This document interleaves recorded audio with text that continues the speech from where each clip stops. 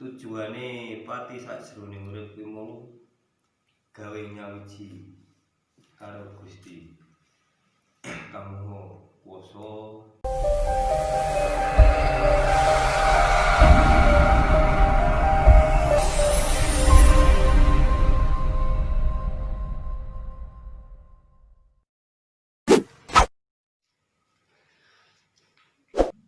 Piye kang tata carane sajroning urip sajroning pati.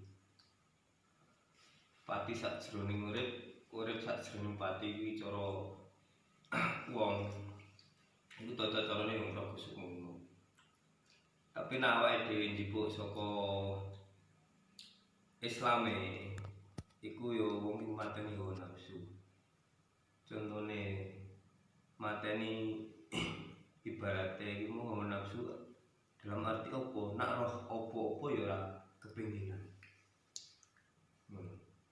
Tapi nek wong tata cara Jawa yaiku mergo sukmu. Sing ana unen-unene tembung papat apa ana lawang nang lawang tanpa cendelan mencolot tanpa sotang mabur tanpa lar ana swara ora ana rupa ana ayang-ayange ora ana wujude mau.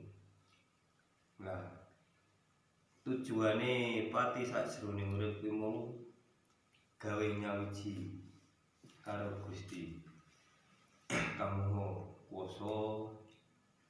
Contone awake dhewe nek wis ngerti urip sajroning pati ya kuwi awake dhewe iso ngego babagan dosa.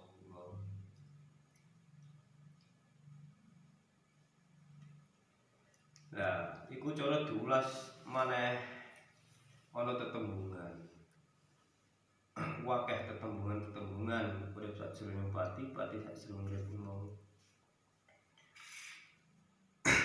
Tur tata carane pun yo ana kabeh.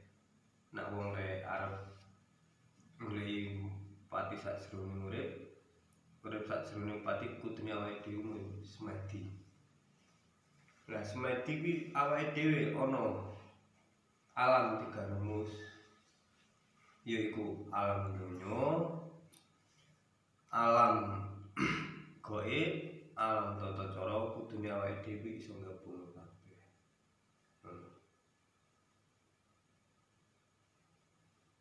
Yen ben ngerti dununge pangeran ki nandi, dununge awake dhewe iku nandi.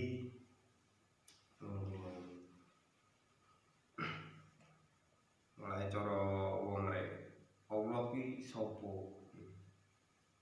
Allah ki sakjane ya aku. Aku ki Allah, tapi awake dhewe aja ngaku-ngaku Allah. Awake dhewe amung kawula. Mulai eneng unen-unen a i u i aku iki urip. Nah, aku urip ki anane urip ya enenge Allah.